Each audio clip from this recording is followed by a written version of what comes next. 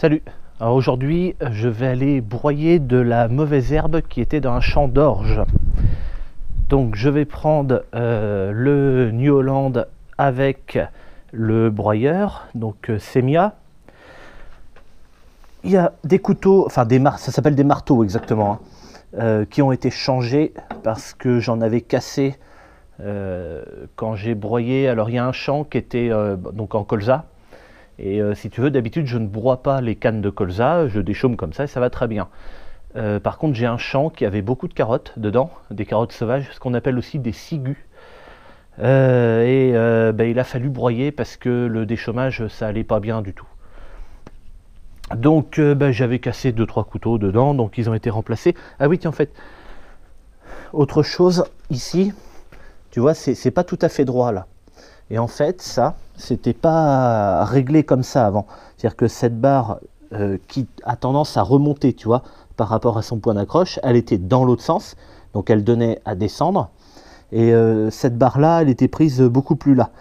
Et en fait, ça s'est tordu à force. Et donc j'avais ma roue qui était complètement penchée. Donc ça, on a été le faire redresser. Et on s'est arrangé avec papa pour que l'axe de la roue soit à peu près en face de ça. Parce qu'avant, c'était pas du tout en face et du coup, ça a tordu.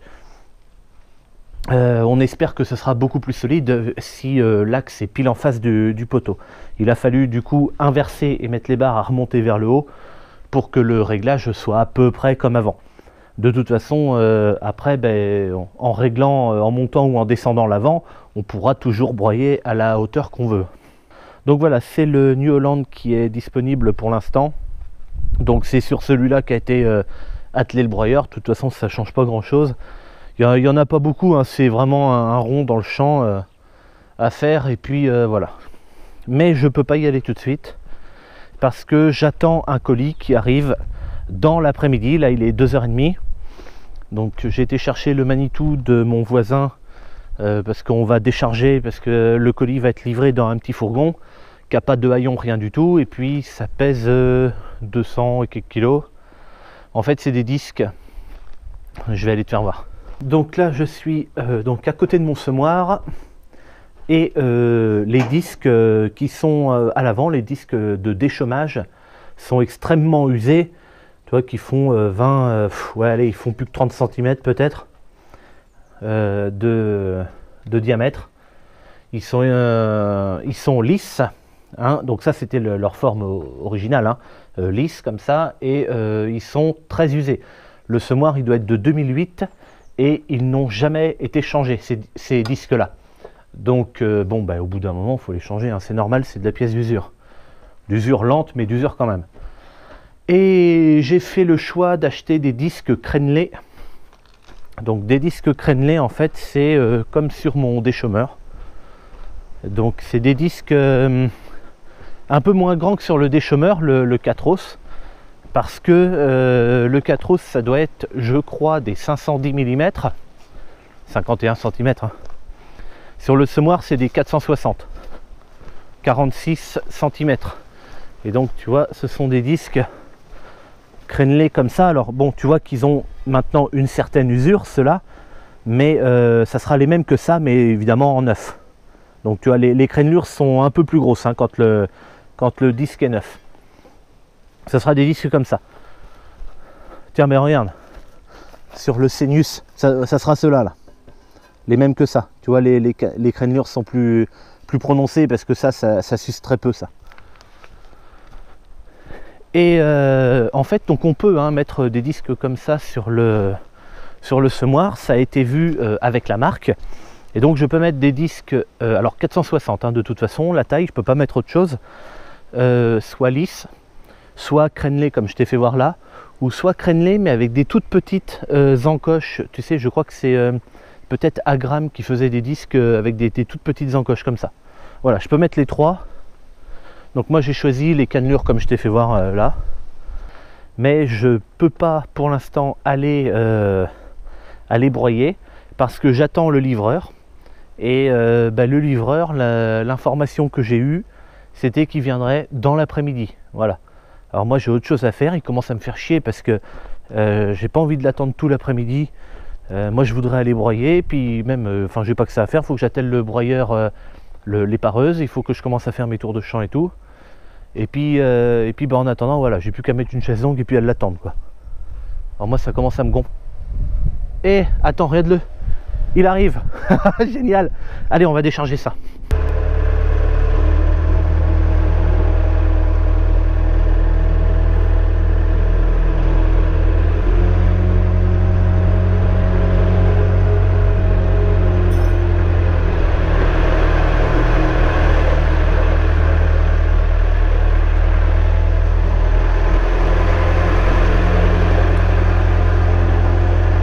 Alors ce Manitou il est un peu particulier à conduire parce qu'il n'y a que les roues arrière qui sont directrices.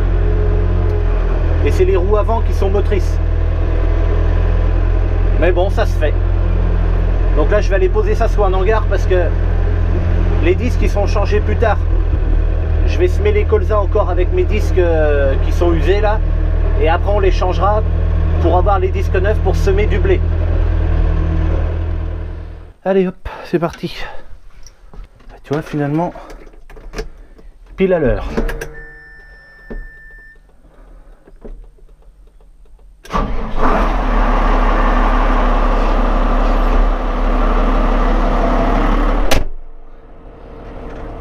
Allez, hop, j'enlève le frein à main. Tac, alors tu vois, j'ai pas le troisième point hydraulique. Enfin, ça fait rien. Je le réglerai à la main et puis c'est tout, hein, c'est pas grave. De toute façon, pour le peu qu'il y a, ça ira bien comme ça.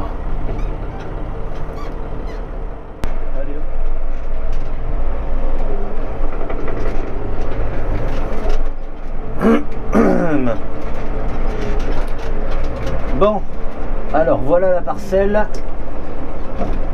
Parcelle donc d'orge, dans laquelle je n'ai pas pu battre ce carré que tu vois en face et un tout petit carré là-bas à l'autre bout. La parcelle fait 3 hectares 0,9 pour être précis et j'estime aller à quasiment 1 hectare que j'ai pas moissonné dans ce champ. Alors tu penses qu'avec un truc comme ça, la moyenne elle s'est cassée la gueule, mais alors en beauté hein.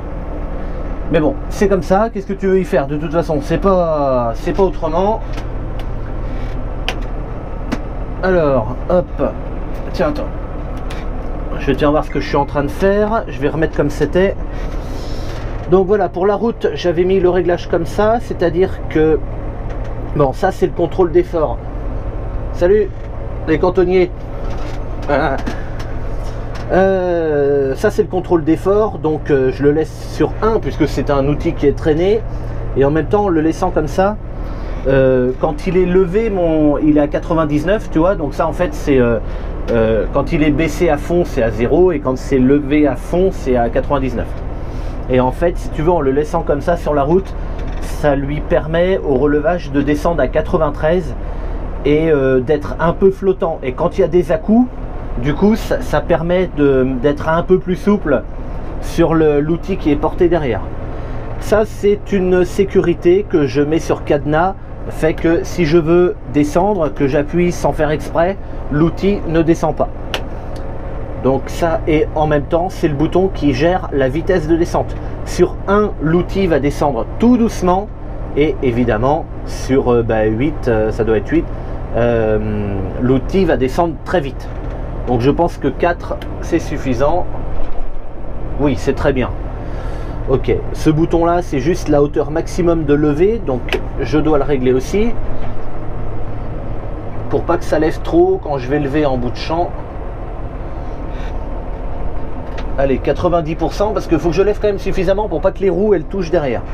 Donc on va allumer la prise de force, donc j'accélère un tout petit peu, c'est un démarrage progressif. Hop, voyant jaune. Hop là, ça y est, c'est parti. Ah putain, ça va pas. Hop, j'arrête. Voilà. Bon, ce qui vient de se passer là, c'est tout con. La prise de force est réglée en 1000 tours. Et ça va pas.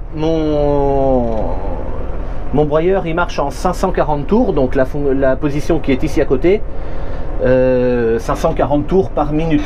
Oui, là il est réglé à 1000 tours par minute, donc quasiment le double. En fait, je le mets à 1000 tours minute, c'est quand j'ai la benne derrière, là le bulge, qui se lève aussi avec la prise de force.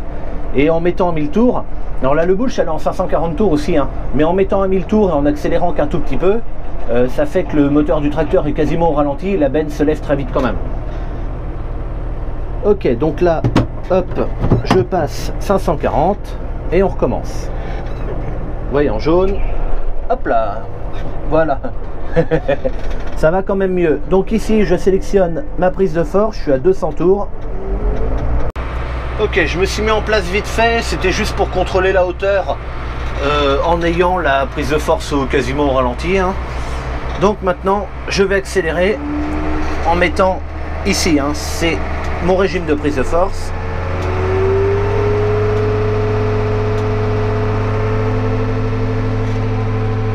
Voilà, 540, je suis à 520, mais je m'en fous. Je suis pas à 10 tours près, pas pour une prise de force. Enfin, pas pour un broyeur en tout cas.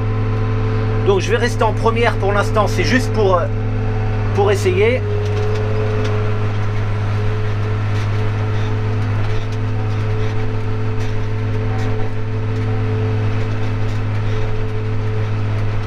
Moi ce qui m'intéresse c'est surtout la hauteur, parce que j'ai des cailloux quand même dans ce champ. Alors pas trop par ici, mais plus là-bas. Et donc c'est ça qui m'inquiète un peu plus. Mais bon, ça a l'air d'aller.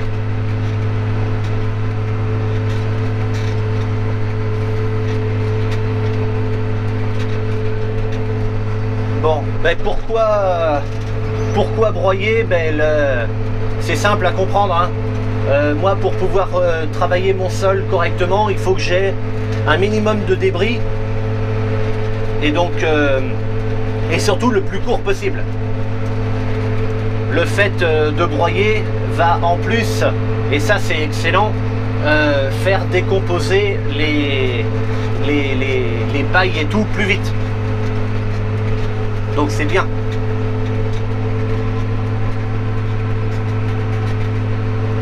Merde. Si je fais des bêtises. Bon. Le New Holland c'est un tracteur qui braque très très court. Donc ça c'est très agréable pour faire demi-tour au bout. Surtout avec un outil porté. Parce qu'avec un outil traîné, on n'en a pas pour longtemps à foutre la roue dans la flèche. Et là ça va bien. Je pense pas que ça soit... Je vais rouler un peu plus vite après. On va voir en deuxième. Allez, troisième. Après, vu que c'est très très sec, je pense pas qu'il faut que je roule trop vite non plus. Ce genre de broyeur là, ça marche le mieux quand ce qu'on broie, en fait c'est encore vert. Quand c'est trop sec, ça a un peu plus de mal. Mais bon, là ça fait du bon boulot là. Donc c'est pas la peine d'en demander de trop.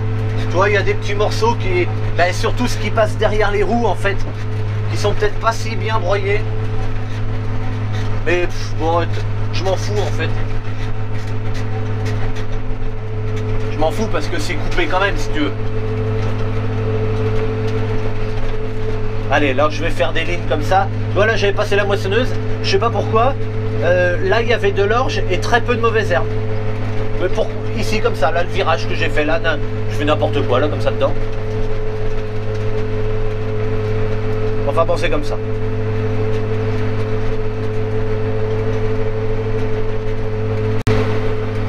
Alors là que je travaille dans les champs, on peut voir dans l'arbre mort là en face un rapace. Alors on dirait une buse ou un truc comme ça. Je sais pas exactement ce que c'est, mais c'est un oiseau de la famille des rapaces toujours qui vient autour de moi. En fait ce qui se passe c'est que en ce moment ça arrive beaucoup. Même pendant la moisson c'était comme ça, il y avait des busards, j'en ai vu qui tournaient autour. Et je crois que quand David est venu, il me semble qu'on a vu un épervier. Et donc en fait ils viennent autour des machines parce que dans cette végétation, les petits, les rongeurs et les trucs comme ça que ces oiseaux se nourrissent, peuvent se cacher aisément. Et donc en fait, l'oiseau vient et donc va surveiller, maintenant que c'est broyé, les rongeurs qui pourraient éventuellement se promener maintenant à découvert. Et donc l'oiseau en profiterait pour les manger, quoi. Alors moi ça m'arrange, ce genre d'oiseaux là, ce sont des auxiliaires pour mes cultures, parce que les rongeurs sont des nuisibles. Et alors, attends. Et l'oiseau que je te faisais voir là, je sais pas ce qui s'est passé, il vient de plonger dans la palisse là. Enfin pas dans la palisse mais dans ma bordure à moi là. Je sais pas ce qu'il a vu. Enfin je le vois plus en tout cas, mais il a plongé dedans comme un fou. Je pense qu'il a dû voir quelque chose.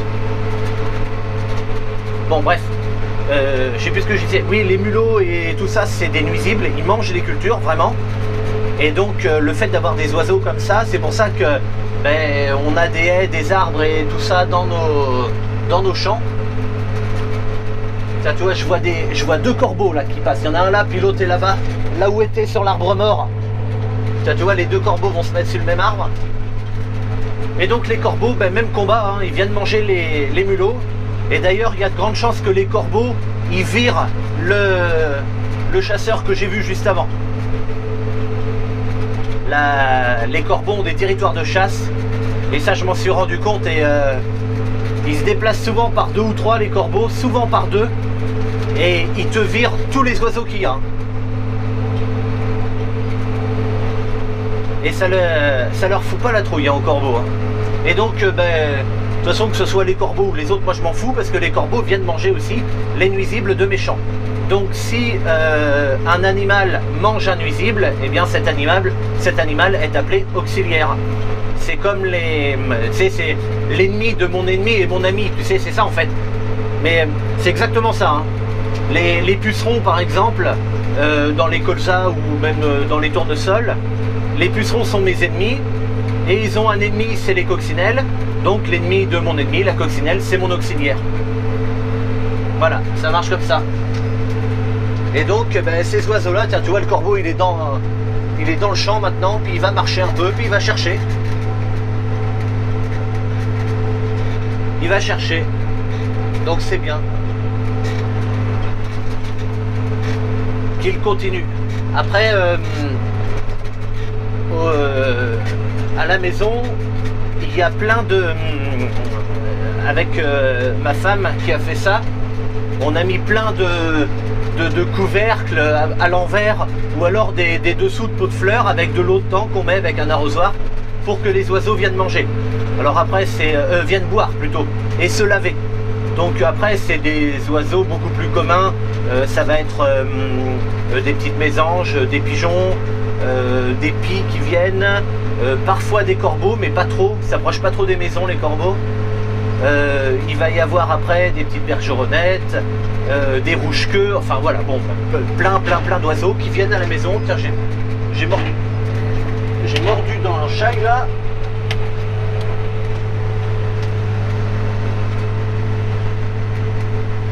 Voilà, tu vois, j'ai fait en même temps. Il y avait un caillou et donc ça a tapé dedans. J'ai levé, tu vois là-bas, pour le faire passer dessous.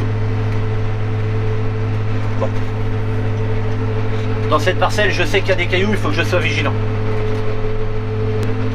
Là, ce qui s'est passé dans ce champ, en fait, c'est l'orge qui s'est noyée dans les parties les plus humides. En fait, avant, il y avait un blé ici que j'ai détruit. Et alors, c'était pas la vidéo où je détruis du blé, hein. C'était une autre. Enfin, pas une autre vidéo, mais j'avais pas filmé là. J'ai détruit du blé parce qu'il s'était noyé. J'ai semé de l'orge au mois de février.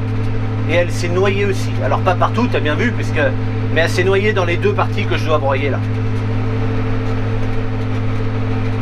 Et donc l'orge s'est noyée elle, mais par contre t'inquiète pas, le régras lui il s'est pas noyé par contre. Il n'y a pas de danger. Les mauvaises herbes ça pousse toujours. Bon après sinon le reste du champ tu vois était correct, hein, il n'y avait pas de... C'est pas sale et tout, mais voilà, ça faisait un rond comme ça là. C'est bizarre.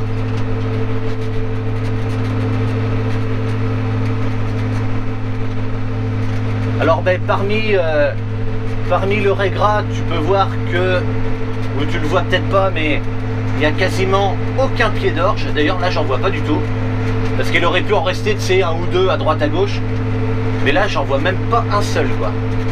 Au début là il y en avait 3-4 là, et donc en fait comme l'orge est mûre là forcément, je pense, ah si regarde, tu vois il y en a là un petit peu là, de l'orge.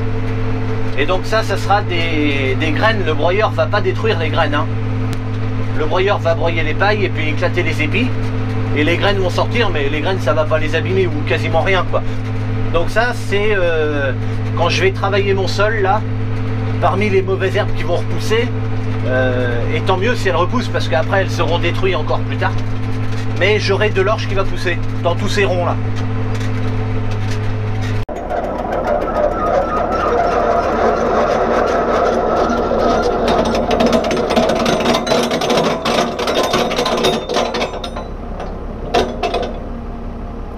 Et voilà, terminé. Tu vois que c'est pas difficile à comprendre pourquoi le champ sera plus facile à travailler maintenant. Ce qui serait passé, c'est que soit je venais avec un outil à disque et la végétation aurait empêché les disques d'aller jusqu'à la terre et donc de travailler le sol correctement, soit je serais venu avec un outil à dents et là la végétation aurait fait des bouchons, des paquets et m'aurait empêché de déchaumer correctement aussi. Voilà, sinon pour le principe du fonctionnement du broyeur, c'est tout simple. Le rotor par l'intermédiaire de la prise de force en jaune qui tourne, je te l'ai dit tout à l'heure, environ à 540 tours minute. Un boîtier de transfert renvoie la force par cet axe-là. Il y a une poulie là, une autre poulie ici et des courroies qui relient les deux. Et je ne me rappelle plus je crois qu'il y a une poulie qui est plus grande que l'autre, donc ça fait un peu comme un vélo, tu sais, quand tu mets le grand plateau devant et le petit pignon derrière, ça tourne plus vite. Et donc ça fait tourner le rotor dans le sens inverse comme ça de l'avancement, donc à rebrousse-poil si on veut par là. Et donc la vitesse de rotation fait que les couteaux coupent la végétation. Ça brasse évidemment beaucoup d'air, ce genre de rotor, ce qui aide également à relever la végétation, ça l'aspire en quelque sorte. Et ensuite un éparpilleur avec des ailettes comme ça qui sont orientées un peu vers là-bas et un peu vers ici, et donc qui permet une très bonne répartition, c'est plutôt correct sur l'ensemble de la largeur du broyeur. Voilà, alors après l'inconvénient de ce genre de broyeur, c'est que quand un morceau dur part, il peut partir en arrière assez loin. Il y a d'autres broyeurs qui existent avec une tôle qui est différente de celle-là, mais je ne sais pas si on pourrait le faire sur le mien, mais cette tôle-là est différente. En fait, on l'enlève et c'est une tôle qui vient en fait se refermer comme un capot, qui vient fermer jusque-là. Il y a des avantages et des inconvénients. L'avantage que j'ai avec le mien, c'est que j'ai une très bonne répartition qui est plutôt homogène à l'arrière, et le changement des couteaux quand il y en a de cassé, il est vachement facile parce que j'ai vraiment de la place. Et puis si j'ai pas de place, j'enlève juste ce petit boulon qui est là, l'autre pareil, et puis ma tôle je peux la basculer en avant, ce qui me permet d'avoir un dégagement encore plus grand. Les broyeurs qui sont fermés, souvent de fois ils ont des petites trappes d'accès et c'est pas toujours c'est pas si pratique en tout cas. Voilà, c'était pas grand chose comme vidéo, mais voilà, c'est des choses qu'il faut faire aussi hein, après la moisson. Quand on a eu des petits soucis comme ça d'enherbement, il faut les couper. Allez, j'entends la clim du tracteur qui se met en route souvent parce qu'il fait très chaud, il fait 33 degrés là ce tantôt. Allez, moi je te dis à bientôt pour une prochaine. Salut!